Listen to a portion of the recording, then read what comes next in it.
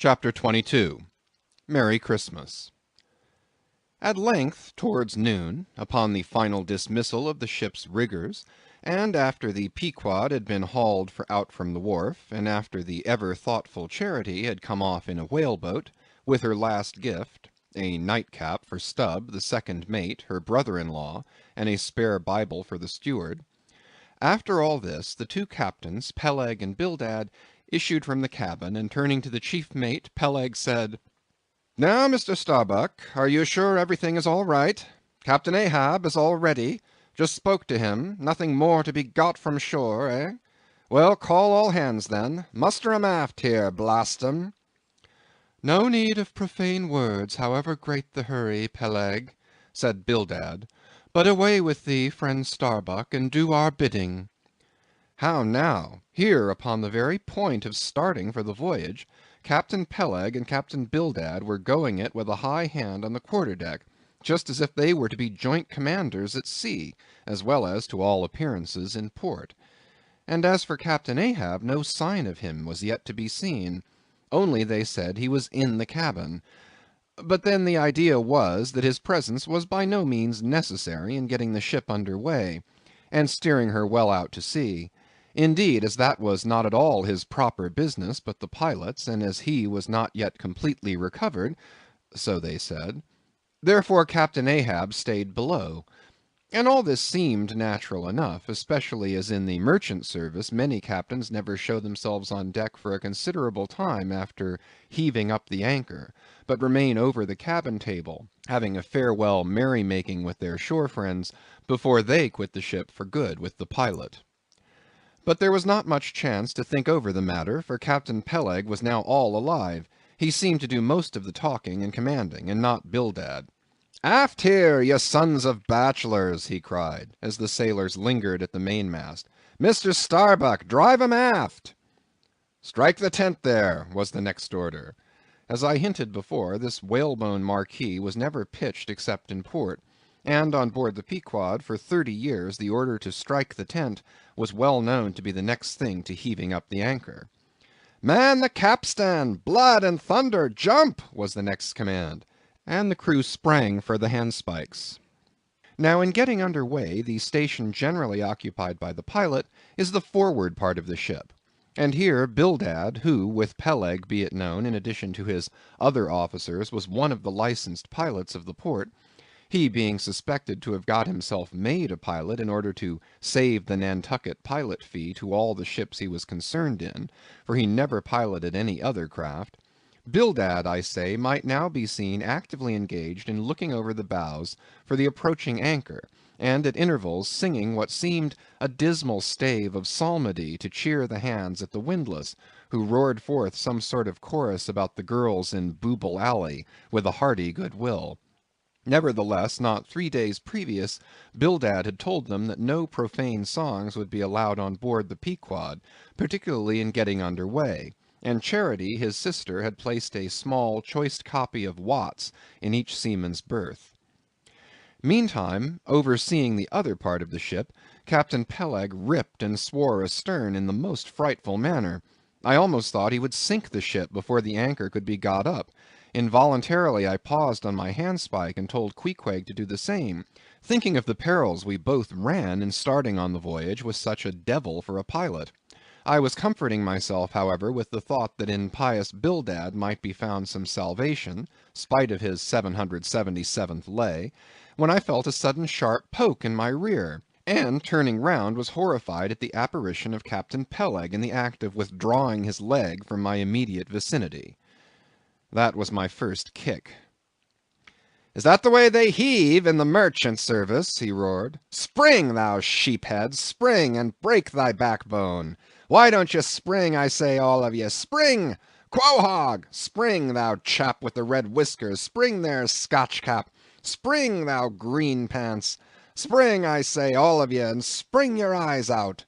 And so saying, he moved along the windlass, here and there using his leg very freely, while imperturbable Bildad kept leading off with his psalmody. Thinks I, Captain Peleg must have been drinking something to-day.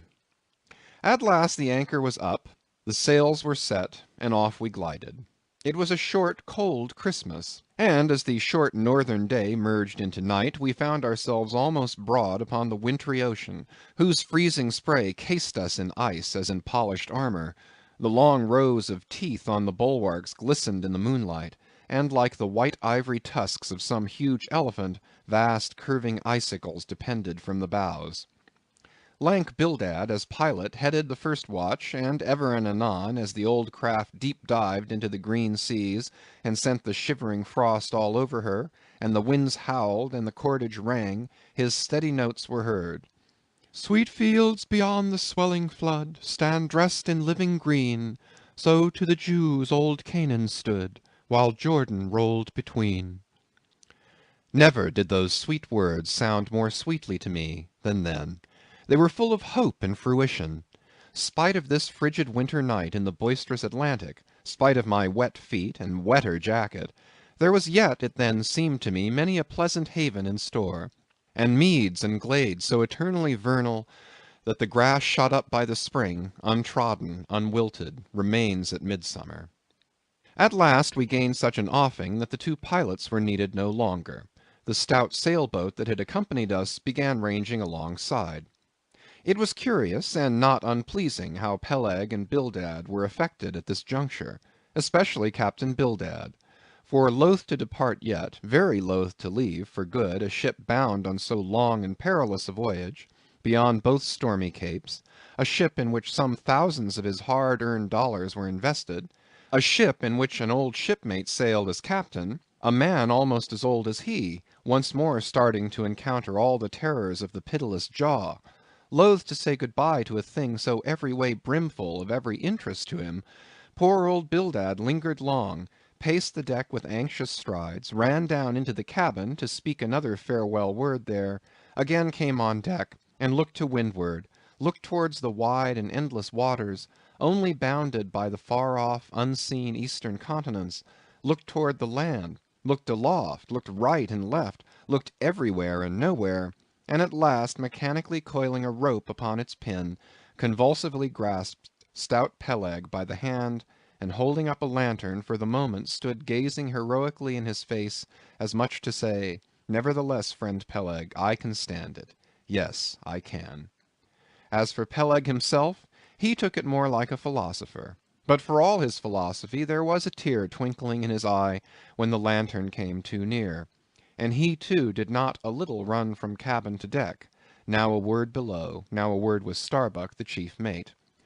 But at last he turned to his comrade with a final sort of look about him. "Captain Bildad! Come, old shipmate, we must go. Back the main-yard there. Boat ahoy! Stand by to come close alongside now. Careful, careful. Come, Bildad, boy, say your last. Luck to ye, Starbuck. Luck to ye, Mr. Stubb. Luck to ye, Mr. Flask. Good-bye and good luck to ye all. And this day 3 years I'll have a hot supper smoking for ye in old Nantucket. Hurrah and away!" "God bless ye, and have ye in his holy keeping, men," murmured old Bildad almost incoherently. "I hope you'll have fine weather now, so that Captain Ahab may soon be moving among ye. A pleasant sun is all he needs, and you'll have plenty of them in the tropic voyage ye go. Be careful in the hunt, ye mates. Don't stave the boats needlessly, ye harpooneers. Good white cedar plank is raised full 3% within the year. Don't forget your prayers either. Mr. Starbuck, mind that cooper don't waste the spare staves. Oh, the sail needles are in the green locker. Don't whale it too much on the Lord's days, men. But don't miss a fair chance either, that's rejecting heaven's good gifts. Have an eye to the molasses tierce, Mr. Stubb. It was a little leaky, I thought. If ye touch at the islands, Mr. Flask, beware of fornication. Good-bye, good-bye. Don't keep that cheese too long down in the hold, Mr. Starbuck, it'll spoil. Be careful with the butter, 20 cents the pound it was, and mind ye if—" "Come, come, Captain Bildad, stop palavering! Away!" And with that, Peleg hurried him over the side, and both dropped into the boat. Ship and boat diverged, the cold, damp night breeze blew between, a screaming gull flew overhead, the two hulls wildly rolled, we gave 3 heavy-hearted cheers, and blindly plunged, like fate, into the lone Atlantic. Chapter 23. The Lee Shore. Some chapters back one Bulkington was spoken of, a tall, new-landed mariner encountered in New Bedford at the inn. When on that shivering winter's night the Pequod thrust her vindictive bows into the cold, malicious waves, who should I see standing at her helm but Bulkington? I looked with sympathetic awe and fearfulness upon the man, who in midwinter just landed from a 4 years' dangerous voyage, could so unrestingly push off again for still another tempestuous term. The land seemed scorching to his feet. Wonderfulest things are ever the unmentionable. Deep memories yield no epitaphs.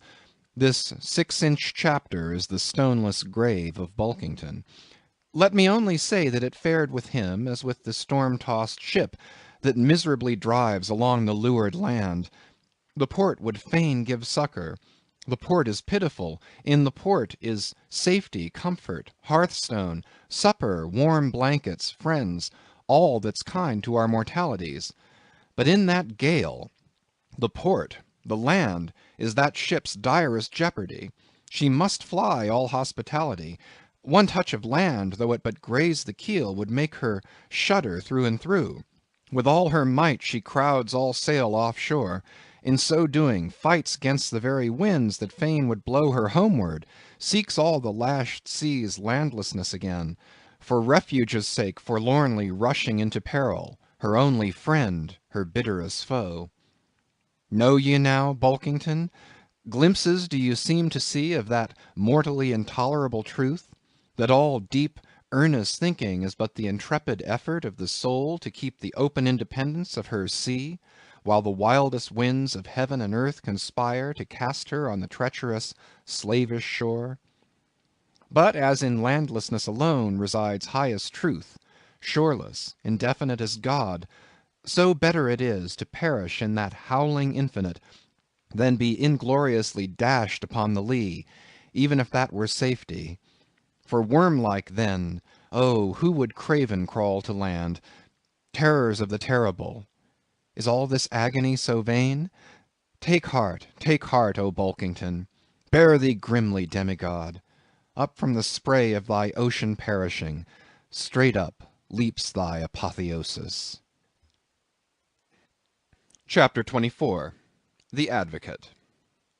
As Queequeg and I are now fairly embarked in this business of whaling, and as this business of whaling has somehow come to be regarded among landsmen as a rather unpoetical and disreputable pursuit, therefore I am all anxiety to convince you, ye landsmen, of the injustice hereby done to us hunters of whales.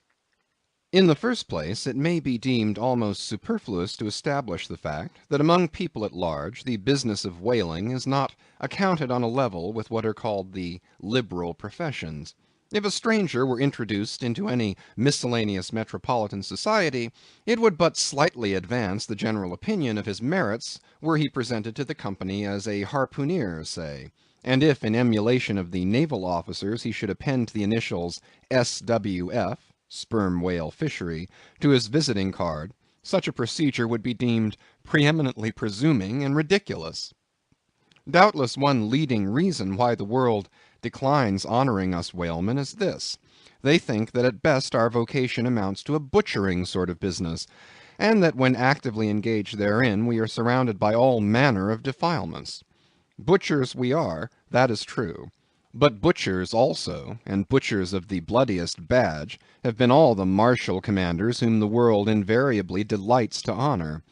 And as for the matter of the alleged uncleanliness of our business, you shall soon be initiated into certain facts hitherto pretty generally unknown, and which, upon the whole, will triumphantly plant the sperm whale ship at least among the cleanliest things of this tidy earth. But even granting the charge in question to be true, what disordered slippery decks of a whale ship are comparable to the unspeakable carrion of those battlefields from which so many soldiers return to drink in all ladies' plaudits? And if the idea of peril so much enhances the popular conceit of the soldier's profession, let me assure you that many a veteran who has freely marched up to a battery would quickly recoil at the apparition of the sperm whale's vast tail, fanning into eddies the air over his head. For what are the comprehensible terrors of man compared with the interlinked terrors and wonders of God? But though the world scouts at us whale hunters, yet does it unwittingly pay us the profoundest homage, yea, an all abounding adoration. For almost all the tapers, lamps, and candles that burn round the globe, burn as before so many shrines to our glory. But look at this matter in other lights. Weigh it in all sorts of scales. See what we whalemen are, and have been. Why did the Dutch in De Witt's time have admirals of their whaling fleets? Why did Louis XVI of France, at his own personal expense, fit out whaling ships from Dunkirk, and politely invite to that town some score or two of families from our own island of Nantucket? Why did Britain, between the years 1750 and 1788, pay her whalemen in bounties of upwards of £1,000,000? And lastly, how comes it that we whalemen of America now outnumber all the rest of the banded whalemen in the world, sail a navy of upwards of 700 vessels, manned by 18,000 men, yearly consuming $4,000,000 of dollars, the ship's worth at the time of sailing $20,000,000, and every year importing into our harbors a well-reaped harvest of $7,000,000? How comes all this if there be not something puissant in whaling? But this is not the half. Look again. I freely assert that the cosmopolite philosopher cannot, for his life, point out one single peaceful influence which within the last 60 years has operated more potentially upon the whole broad world, taken in one aggregate, than the high and mighty business of whaling. One way and another it has begotten events so remarkable in themselves, and so continuously momentous in their sequential issues, that whaling may well be regarded as that Egyptian mother who bore offspring themselves pregnant from her womb. It would be a hopeless, endless task to catalogue all these things. Let a handful suffice. For many years past the whale ship has been the pioneer in ferreting out the remotest and least known parts of the earth. She has explored seas and archipelagos which had no chart, where no Cook or Vancouver had ever sailed. If American and European men of war now peacefully ride in once savage harbors, let them fire salutes to the honor and glory of the whale ship, which originally showed them the way, and first interpreted between them and the savages. They may celebrate as they will the heroes of exploring expeditions, your Cooks, your Krusensterns, but I say that scores of anonymous captains have sailed out of Nantucket that were as great and greater than your Cook and your Krusenstern. For in their succorless empty-handedness, they, in the heathenish sharked waters and by the beaches of unrecorded javelin islands, battled with virgin wonders and terrors that Cook with all his marines and muskets would not willingly have dared. All that is made such a flourish of in old South Sea voyages, those things were but the lifetime commonplaces of our heroic Nantucketers. Often adventures which Vancouver dedicates 3 chapters to, these men accounted unworthy of being set down in the ship's common log. Ah, the world! Oh, the world! Until the whale fishery rounded Cape Horn, no commerce but colonial, scarcely any intercourse but colonial, was carried on between Europe and the long line of the opulent Spanish provinces on the Pacific coast.